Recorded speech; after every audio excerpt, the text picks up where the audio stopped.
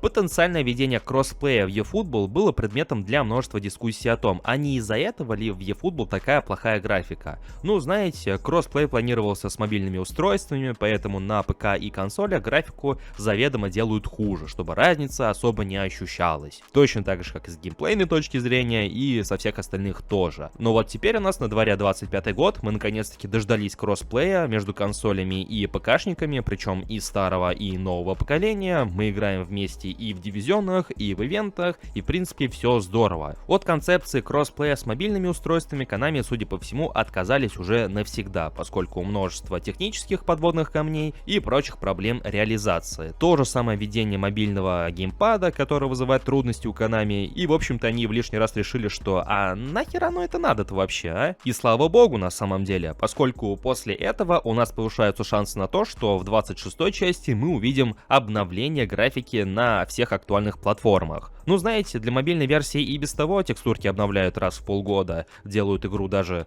чуть получше, чем она выглядела пару лет назад, хотя, казалось бы, куда еще-то лучше. Поэтому пришло время и для консольной, и ПК версии игры, так сказать, поднять ее графику в глазах других игроков. К слову, если вам необходимо пополнить ваш баланс монеточек в eFootball Mobile или в любой другой мобильной игре, то вам на PlayRock, ведь на их сайте собраны одни из самых выгоднейших предложений на рынке, а также вы всегда можете предложить свои товары и услуги. А если вы обладатель такой платформы, как ПК, и играете в Steam, и вам необходимо пополнить его баланс, то это также можно сделать на PlayRock с наименьшей комиссией на рынке. Приобрести монеты и все остальное на их сайте вы можете в пару кликов, и что самое главное, безопасно. И также в связи с обновлением сайта и добавлением возможности пополнения на PlayRock вашего Steam аккаунта, они разыгрывают целый игровой ПК. Условия для участия крайне простые, а именно подписаться на их телеграм-канал, нажать на кнопку «Участвовать» и ждать результатов конкурса, которые будут 13 июня.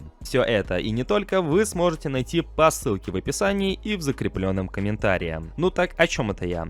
Точно. Конечно же, эти рассуждения не совсем из воздуха, лишь наполовину, поскольку на все это ссылается Ренан Гальвани, верить которому или же нет остается уже за вами, я просто доношу его мысли уже до вас в свою очередь. Но он сообщает, что как раз таки после отмены планов по кроссплатформенности с мобильными устройствами, Konami могут улучшить графику в старшей версии игры, и в принципе вот именно вот этот аспект являлся тем самым камнем преткновения, который и не позволял выкрутить графику на максимальное значение.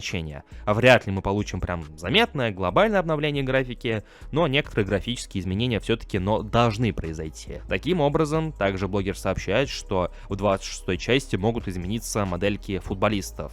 Konami, судя по всему, хотят немножко поработать над фейсами, обновить их тем, у кого фейсы уже не обновлялись лет 10, наверное, лет 5-10, вот, и также поработать над модельками футболистами, что на самом деле звучит даже интересно, учитывая сколько футболистов в игре и сколько моделек им таким образом предстоит обновить. И как мне кажется, подобные новости, они не так уж и далеки от правды, поскольку в игре и без того присутствует так называемый Player ID, который позволяет повторять в игре некоторые движения, повадки футболистов, которые присущи только им, и благодаря как раз таки этому самому Player ID мы и ощущаем большинство моделек в игре именно вот индивидуально. Вы не сможете сказать, что какой-нибудь Ван Бастен ощущается точно так же, как и Маркус Тюрам, поскольку у них разные модельки, у них разные коллизии, разные значения длины ног, рук и так далее. И, соответственно, каждый из них ощущается по-разному. И как раз-таки в этом заслуга Player ID, которая тянется еще со времен PES. И, в принципе, вот эту тему с модельками футболистов, чтобы подогнать их телосложение под реальное, под особенности каждого из футболистов, как раз и можно привязать к этому условному Player ID. Как говорится, было бы желание и время у Konami. Время-то, наверное, еще более-менее имеется, а вот что касаемо желания, тут вопрос уже спорный. В общем-то, поживем увидим. Ну а ваше же мнение, дорогие друзья, касаемо всего услышанного, я буду ждать в комментариях под этим роликом. Как вы думаете, стоит ли нам рассчитывать на изменение графики в 26-й части?